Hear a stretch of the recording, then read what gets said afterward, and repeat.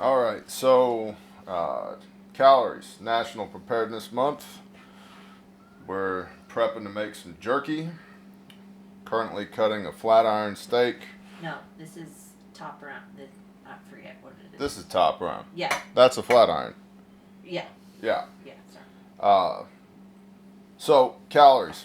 We'll talk about food prep in the next video, or food preps in the next video, so you just hang tight for that.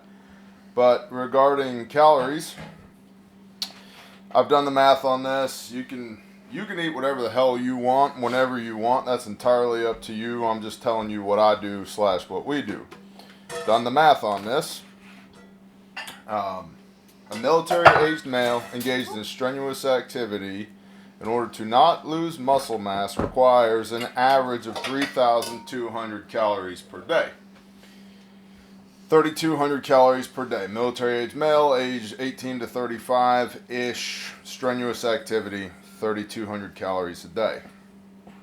Macronutrients, if you look at things like carbohydrates, which the kind of the big four with preparedness are corn, rice, wheat, and beans.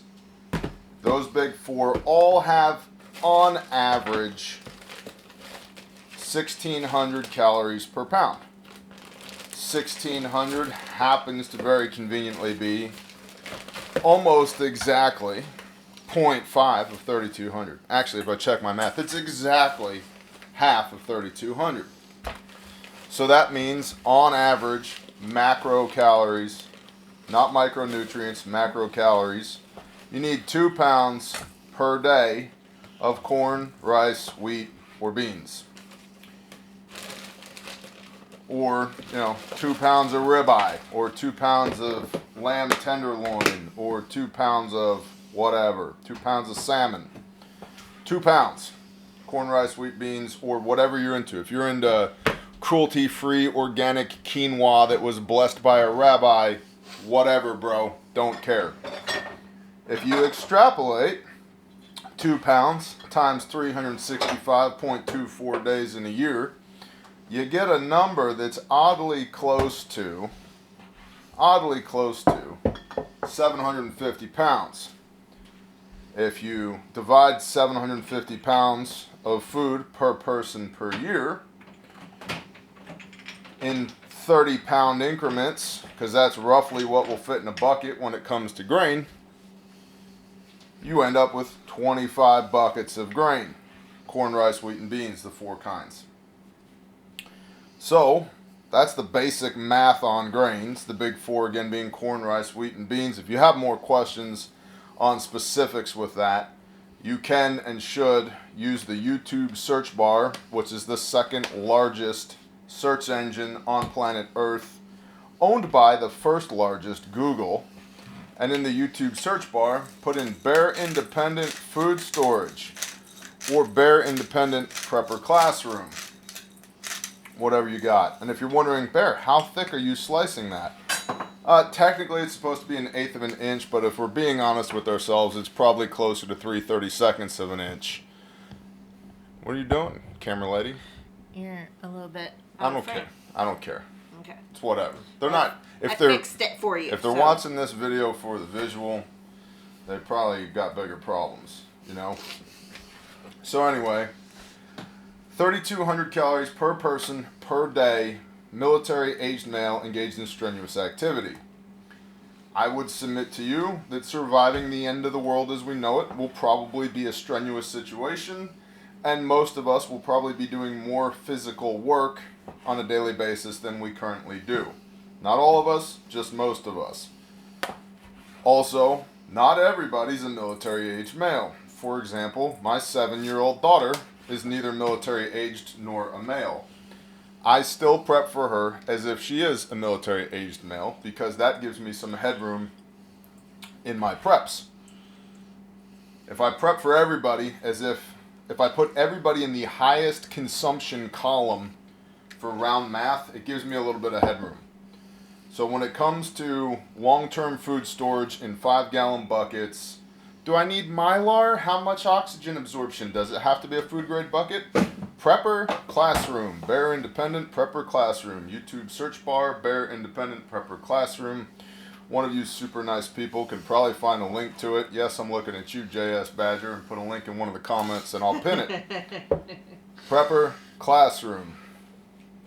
I have probably 50 videos of the 6,000 that I've done at this point. 50 videos on how to put food in buckets. You could literally search how to put food in buckets and probably find videos of me doing that with a toddler because it's really difficult. The other thing that I strongly encourage people to do is figure out your 7 meals plan. And this is going to be with your pantry items, long-term food storage or intermediate use pantry, 7 meals. And for us, these are dinners. And dinner could look like 2 pounds of spaghetti and a large jar of meat sauce, a quart of meat sauce. And that will feed everybody in my household adequately, even with teenagers. And the cool thing about that is if you extrapolate out 52 weeks, and I know I need 2 pounds of pasta, that's 104 pounds of pasta. I can either go to the restaurant store and buy 100 pounds of pasta, put that into buckets. Yes, you can bucket pasta. You tend to get about 20 pounds of pasta in a bucket rather than 30. There's more air in pasta than there is in grain. So I can buy it in bulk at Costco or BJ's or at the restaurant supply store, or I can go to the local grocery store when they have pasta on sale and just buy as much freaking pasta as I can. So when I get 104 pounds of pasta and 52 quart jars of meat sauce put up in my long-term pantry, which I'm rotating through so I don't have to worry about when it expires. The pasta basically never expires as long as you keep rodents away from it, insects away from it, and keep air away from it and keep moisture away from it. It'll last forever, i.e. put it in a bucket. The canned tomato sauce with meat in it, a couple of years maybe. But I get 52 jars of sauce and I get 104 pounds of pasta. Boom, cross that off the list. I have one of my 7 meals prepped for. And then I've got, whatever my next one is, chicken soup. I'm going to get a quart jar of chicken and freeze-dried or canned vegetables and some stock or some broth base, powdered broth base. Chicken soup. Cool, good to go. And I've got my 7 meals. Whatever those 7 meals are you think you're gonna make, those are your 7 meals. Now you've got a year's worth of grain and 7 meals. So you're pushing a year and a half of food storage right there, easy peasy. And you make your chicken soup and you make some rice to go with it that helps stretch it. Or you make your pasta with meat sauce and you make some bread out of your wheat to go with it. And maybe you also have some ghee or clarified butter and some powdered or fresh garlic, and you make some garlic bread to go with it, because preparedness isn't about buying a whole bunch of shit. It's about having a whole bunch of skills. So 7 meals plan, 7 meals you and your family currently eat. If you don't eat French fried garbanzo beans, don't stock garbanzo beans. You stock what you eat what you stock. So 7 meals. Then when it comes to grain, 3,200 calories per day. If you have 750 pounds of grains, it works out to 3,277.18 calories per person per day, which is, interestingly, very similar to 3,200 calories per day. Or 25 buckets per person per year long-term food. Or if your preparedness concern is the power goes out again in Texas this winter because we've all been moved over to renewable energy instead of reliable fossil fuels and nuclear, then maybe you need 3 weeks worth of food, not a year, year and a half, 7 years. Because I'm obsessive compulsive, My number's 7 years. That's my number. You don't have to do that. And there, in the book of Jeremiah, it says, "Who amongst you shall not rejoice in their small beginnings?" So get 3 months worth of food in your pantry. Praise Yah, that's incredible. And then after you got 3 months, then get 6 months. And then rejoice, celebrate, make a pizza from scratch or make bread or whatever. Then get 12 months. And then keep building from there. There is no finish line when preparedness becomes a lifestyle.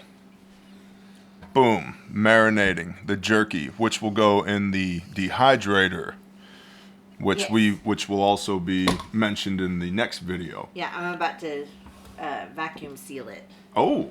So that it gets extra penetrated. Oh. So anyway, and then what? And then you're gonna. And then it'll stay vac sealed for 12 to 24 hours, and then we'll dehydrate it. Love it. See, skills over stuff. 10 times out of 10, I want skills, not stuff.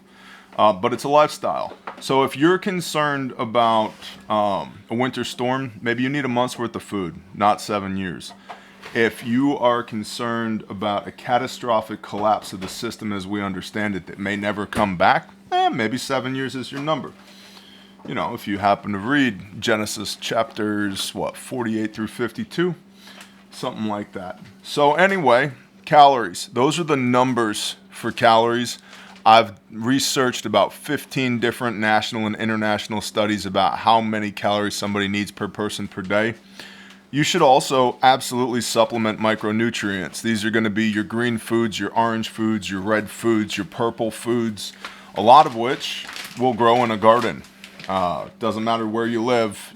Wherever you live, you have some kind of growing season, unless you're that one person that lives at that gas station in Alaska. Point being, the vast majority of us have a growing season. Grow stuff. Make friends with the local farmers, farmers markets, etc., etc., etc. I don't think long-term preparedness is the kind of problem you can buy your way out of. Short-term preparedness, absolutely. You get some nutrient, nutrient survival food. I like them as a company. Yeah. I like their food as well. You get some nutrient survival buckets, and you get a pallet of bottled water and some AA batteries for your flashlight. You're good to go. It's gonna. My wife just whispered to me, "This is gonna be some good shit." Yes, it is.